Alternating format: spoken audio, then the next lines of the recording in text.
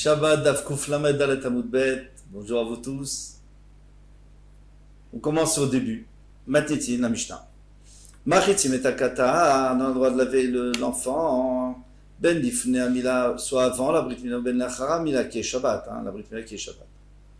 Avec l'eau chaude. Mais Alfim à la Beyad, on asperge sur lui avec de l'eau, de l'eau avec la main. Avalo Bekinim, pas avec un ustensile. Alors, il y a une contradiction a priori, parce que tu viens de me dire qu'on a le droit de laver, mais tu dis qu'on n'a pas le droit. On va voir Agmar. Rabbi Elazar ben Azariah Omer, Machitzim et Takatan biyom hashlishi, le troisième jour.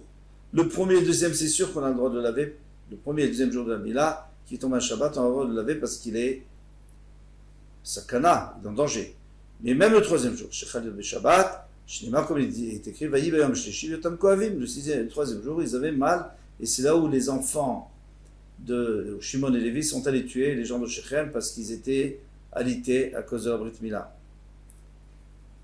Safek. Maintenant, si on a un Safek, c'est-à-dire un enfant, on ne sait pas s'il a 9 mois ou s'il a 8 mois, on ne sait pas du tout sûr qu'il est viable, eh bien on n'a pas le droit de transgresser Shabbat, même si c'est le 8e jour, pour faire la Brit Mila. Androgynos, un androgène, qui en même temps garçon et fille, En Mechel Melitat Shabbat, on ne peut pas transgresser Shabbat pour le circoncire parce que c'est pas du tout sûr que c'est un garçon. Alors, il y a plusieurs possibilités. Ou alors c'est les deux en même temps. Ou alors c'est ni l'un ni l'autre. C'est une bria bifinatzma, c'est une créature à part. Rabbi Yehuda lui permet, on verra dans la Gemara, toute l'histoire de l'androgène. Gemara. Au début, tu m'as dit qu'on a le droit de laver l'enfant avec l'eau chaude. Et maintenant tu viens de me dire que tu as le droit seulement d'asperger. En fait, c'est toute une suite de la Mishnah. On commence la Mishnah. On a le droit de laver l'enfant. Comment on fait? On asperge avec la main, avec l'eau, mais pas avec un ustensile. Pourtant, il y a écrit qu'on le lave, alors tu me dis pas maintenant qu'on le lave, mais on le laver, c'est-à-dire asperger, c'est pas du tout la même chose. Et là, Marava, donc, elle va donner une autre réponse. Arikatan, et ainsi, il faut comprendre la Mishnah. On a le droit de laver l'enfant, soit avant, soit après la Mila. Bien, le premier jour, sous-entendu aussi le deuxième jour. Kedarko, normalement, parce qu'il est en danger. Mais on m'a dit, et le troisième jour qui tombe Shabbat, mais Alfimala, Veyad. On met avec la main. Avec un ustensile, c'est-à-dire on ne fait pas une vraie douche. Pourquoi? Parce que le troisième jour, c'est moins important. Mais non. On a le droit aussi le troisième jour de faire vraiment une douche ou un bain. Il suffit le troisième jour. Ils avaient mal, donc on voit très bien que l'enfant il souffre aussi. Donc on a le droit de lui faire Shabbat. Tania Kavate de Rava, il y a une braïta qui dit comme Rava, Machitzim Katan, on a le droit de laver l'enfant, Ben Difne Mila, soit avant la Mila, Ben Lachar. Mila bien Marishon, le premier jour du Brit, Kedarko, comme d'habitude, et le deuxième jour aussi. Ben Mashtishi, mais le troisième jour, Shechal Yod Beshabbat, Bezalfin Ala, Biyad. On a le droit seulement d'asperger avec la main. Rabbi Elazar ben Azariah Omer, Machitzim et Katan, Ben Mashtishi, Shechal Yod Beshabbat, on a le droit de laver le petit troisième jour, même quand on n'a pas de preuve. On a quand même une allusion dans la Torah Shenema, comme il dit. Ce fut le troisième jour quand ils avaient mal. Donc tu vois bien que le troisième jour c'est aussi dangereux. Maintenant quand on est Mizalef, on asperge Mizalfim avec kos, l'obékos. On n'a pas le droit ni avec un verre, l'obékaran, ni avec un plat, ni avec n'importe quel ustensile. La biyad avec la main. Atan et Tanakama, donc ça va d'après le Tanakama. Puisque lui disait qu'on n'a pas à faire une vraie douche. Mais pourquoi tu me dis qu'il n'y a pas de preuve, mais il n'y a qu'une allusion? C'est pas vrai. C'est écrit Mefourage que le troisième jour, c'est dangereux, puisque les gens de Shechem, on a profité pour les tuer, puisqu'ils n'avaient pas la force de se lever.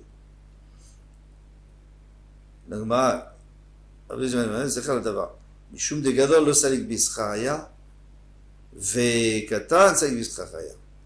Parce que le grand, c'est le Gadol, les gens de Shechem par exemple, c'est des adultes, c'est vrai que le troisième jour c'est dur, pourquoi? Parce qu'ils n'ont pas encore cicatrisé. Mais l'enfant il cicatrise très vite, et donc le troisième jour ce n'est pas important, Si on le fait, c'est avec un chinois.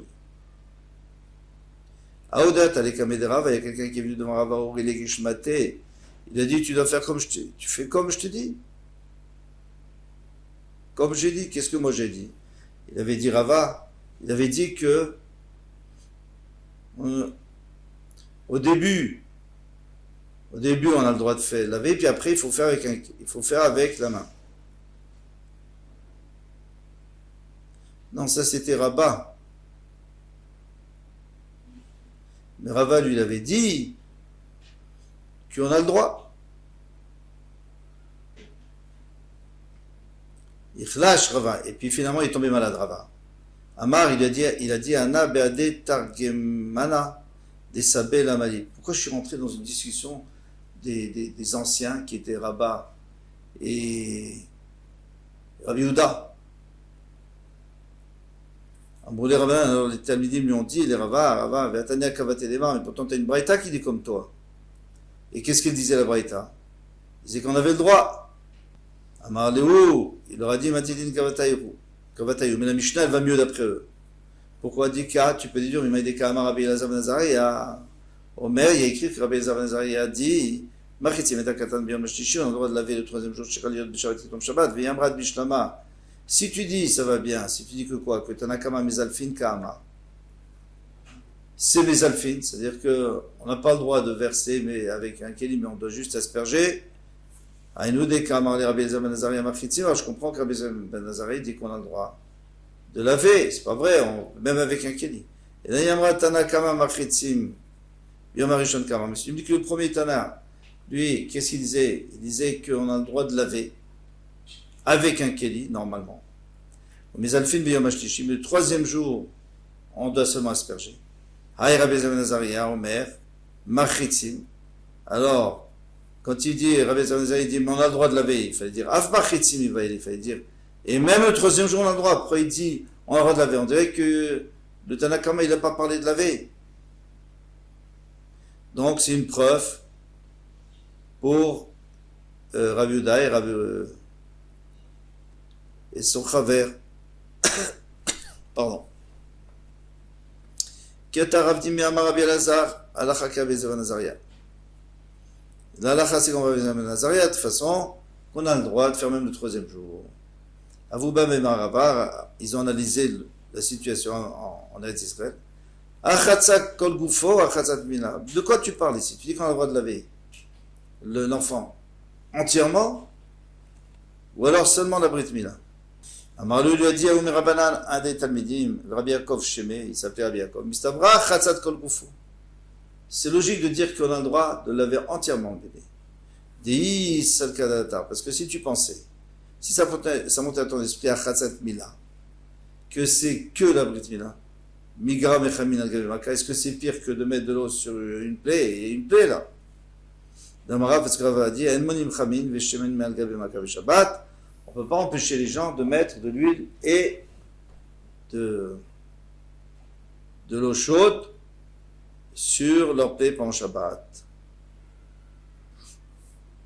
Donc c'est sûr que c'est pas ça le chidouche. Le chidouche, c'est que l'enfant, on peut le faire entièrement à cause de la sakana. On peut le laver entièrement.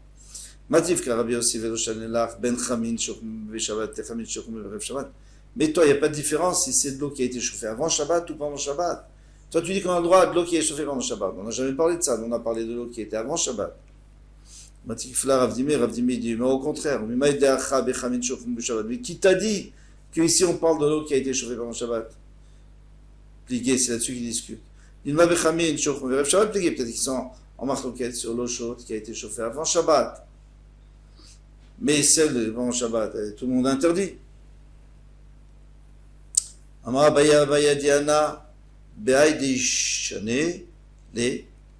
Moi, pendant que je me suis souvenu, je reprends.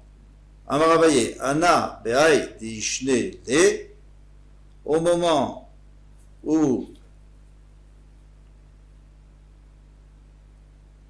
j'ai répondu, Vekadam, Veshanele Rav Yosef, et Rav Yosef m'a devancé, et il a répondu chez Sakanawulo, parce qu'il a dit que c'était un danger pour l'enfant, donc on a le droit de le laver entièrement, avec de l'eau qui a été chauffée Shabbat. Alors, moi, je voulais déjà répondre, mais il lui a répondu avant moi. Itmar Nami, il a aussi été enseigné, qui a Ravin, lorsqu'il est venu Ravin, à Rabbi Ava ou Rabbi Elazar, Rabbi Ava ou Rabbi Yochanan, il existe Rabbi Yochanan qui a dit Alacha qui Rabbi Elazar ben Azaria. Là, Alacha, c'est comme Rabbi Elazar ben Azaria, qu'on a le droit, ben Bechamin Shorchum le Shabbat, soit de l'eau chaude qui a été chauffée pendant Shabbat, pour l'enfant, ben Bechamin Shorchum le Shabbat, soit celle d'avant Shabbat, ben Mechatzat Kol Gufo, soit le laver entièrement, tout le corps, ben Achatzat Mila, ou alors juste l'endroit là. Mais il dit chez Sakana ou l'eau, parce qu'il est en Sakana, et quand quelqu'un est en danger, on a le droit de faire tout ce qu'on peut pour lui. Goufa. Alors là, on va essayer d'analyser. Amaraf. On a le droit de mettre de l'huile et de l'eau chaude sur une plaie pendant Shabbat. Amar, noten chus la maka. Je m'ai dit qu'on met à côté. Veshotet veyorel la maka. Et ça descend. On met un peu plus haut et puis ça descend sur la plaie. Si on a posé la question. Enotim shemen vechamin al gabe moch. On a le droit de mettre de l'huile et de l'eau chaude sur une compresse. Iten al gabe maka Shabbat pour mettre sur la plaie pendant Shabbat. Alors, ça c'est comme qui? C'est comme Shmuel. Parce que Shmuel lui avait dit qu'on n'avait pas le droit. Il avait dit qu'on avait le droit. Il m'a dit non, attends, Mishum Srita. Là-bas c'est différent. C'est parce que tu risques de faire Srita, parce qu'on va appuyer, puis on va faire sortir le liquide. On va essorer le liquide et du coton ou de la gaz. Et à ce moment-là, on va faire Srita. Tashma, viens, écoute. On n'a pas à mettre de l'huile, d'eau chaude et de l'huile sur une compresse. Shabbat, atamnami, ishum srita. Là-bas aussi c'est à cause de srita. Tania kavet et Shmuel, une braïta qui dit comme Shmuel, notim chamin veshemen al gabe maka Shabbat, on n'a pas le droit de mettre. Avant notim chus la maka, mais on peut mettre en dehors de la plaie veshotet de de la maka, il descend sur la maka. Tanu Rabanan, nommé tous enseigné. Notim al gabe amaka moch yavesh, vesog yavesh. On a le droit de mettre un morceau de coton, par exemple, sec, et une éponge sèche. Avalogemi yavesh, mais pas un morceau de jonc sec, veloctitin yaveshim, ni des morceaux d'habits qui sont secs. Pourquoi? Parce que c'est refoua. Nous on a le droit juste de protéger, mais on a le droit de faire refoua, de guérir. Caché actitin actitin. Donc tu vois qu'il y a un endroit, il y a écrit qu'on a le droit de mettre des morceaux de vieux habits, et l'autre fois, qu'on n'a pas le droit. Donc, caché, c'est pas une question. Abechadete. S'ils sont neufs, si c'est des morceaux qui sont encore neufs, alors, dans ce cas-là, on a le droit, parce que ça va, comme ça il dit Rashi, on n'a pas le droit s'ils sont neufs. Pourquoi? Parce que ça va guérir. Abéatiqué, mais s'ils sont anciens, et qu'ils ont déjà été utilisés, donc maintenant ils vont plus guérir. Alors on a le droit, c'est juste pour protéger. Amar Abaye, Abayadish, Mina, Anektitin, Massou. En tout cas, qu'est-ce qu'on a vu ici? On a vu que les nouveaux habits, eh bien, ça guérit. On s'arrête là demain, Bezrat Hashem. Kol Touv.